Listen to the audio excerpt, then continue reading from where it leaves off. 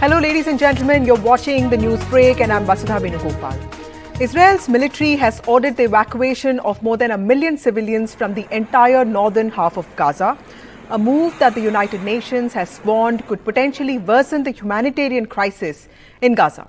While that is happening there, at home, India has very cautiously nuanced its position on the war, stating that it's every country's responsibility to fight global terror, and the nations are also obligated to follow international humanitarian laws.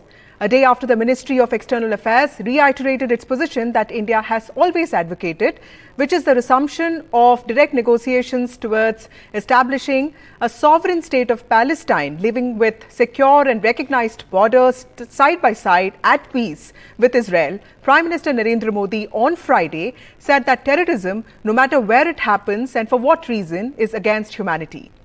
He also said that the world has to move forward together to remove obstacles in the way of global trust, and while doing so, needs to have a humanitarian approach. Today, we will try to understand India's stronger than ever ties with Israel, but also its long-standing engagement with Palestine, the caution and consistency that India is showing with its position on this war, and more importantly, what kind of changes can we expect in its diplomatic efforts as the world prepares for a long-drawn conflict. But first, let's listen to what the Prime Minister had to say today. Bharat दशकों से cross border terrorism का सामना कर रहा है। करीब 20 साल पहले आतंकवादियों ने हमारी संसद को भी निशाना बनाया था, और आप जानकर चौंक जाएंगे कि उस समय संसद का सत्र चल रहा था।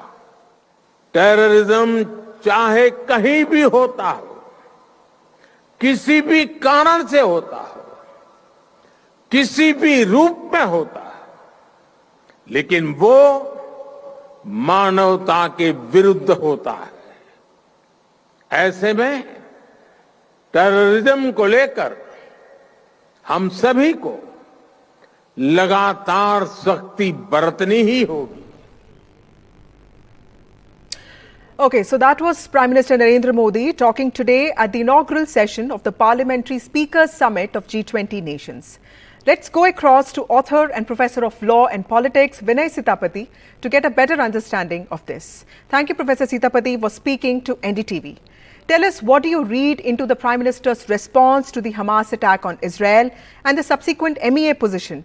Do you see this as a reiteration of India's long-standing balancing act between Israel and the Palestinians?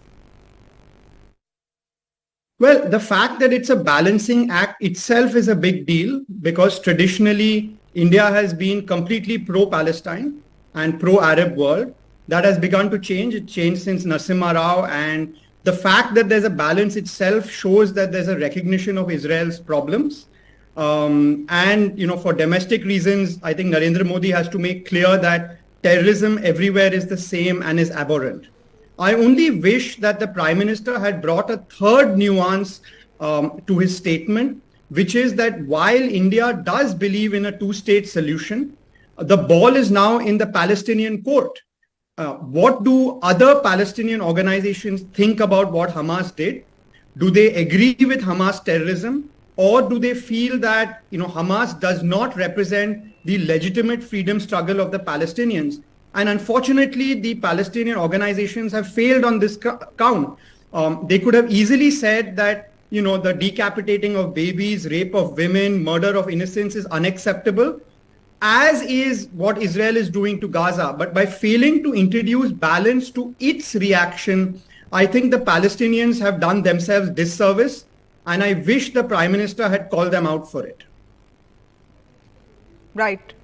So, Professor Sitapati, you wrote this piece for The Hindu in which you talked about the need for Palestinian leadership to credibly show Israeli people that the state will not use any gains from any peace deal to hurt Israel.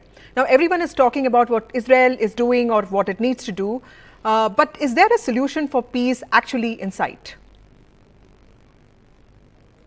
So I think the international community have repeatedly made a mistake by saying that the central reason why there is no peace is the occupation by Israel of West Bank and Gaza.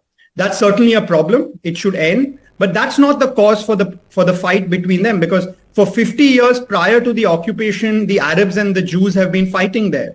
The basic issue is that two different people, the Palestinians and the Jews, both have deep national aspirations on the territory between the Red Sea and between the Mediterranean Sea and the Jordan River. And one side, which is the Jewish side, has accepted that partition is inevitable. The other side, the Palestinian side, has not. And today, when the Palestinians say that yes, at least some Palestinian groups say that we will accept a partition, we will accept two states, Israelis are worried that once Palestine gets its state, will that then become the terrorist launching pad to attack the Jewish part of that area? And that, frankly, is the major issue. So if you want this problem to be solved, the Israeli public has to be reassured that the way Hamas behaved is not the way an independent Palestinian state is going to behave. That is the central solution to the problem. But Professor Sitapati, with the kind of retaliation that Israel has initiated, it's only likely that the humanitarian crisis in Gaza will worsen. Do you think that will weaken Israel globally? No, definitely that's a problem. The humanitarian situation in Gaza will worsen. It is unfortunate, right? And it is sad. But I think in this kind of situation, after Israel has suffered losses that it has, to then tell Israel that, listen, the real issue now is you have to exercise self-restraint, it actually treats Palestinians like children. I think Palestinians should be treated like adults. A terrorist act has happened, a gruesome terrorist act have happened in the name of the Palestinian people. The burden lies on the Palestinian people to say that Hamas does not speak for us. That's what the international community should ask. And the international community should tell the Palestinians, is this the kind of country you want to create for yourself? One where Hamas uses this kind of terrorism as an act of state. Right. Professor Sitapati, as the war escalates, what kind of challenges do you see for India's diplomatic efforts, particularly with Israel and also Middle East? During G20, we saw this announcement of this ambitious India-Middle East-EU economic corridor that is likely to strengthen India's position geopolitically. But what kind of caution and thought will India have to put in to address the expectations from the country, both domestically and internationally?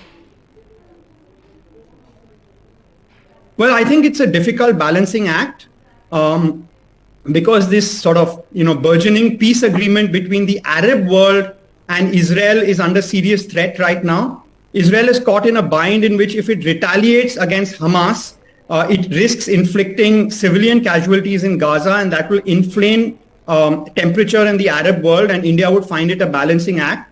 Let's hope for India and for the rest of the world that Israel is able to eliminate Hamas without too many civilian casualties. I think that's the best option we can all hope for.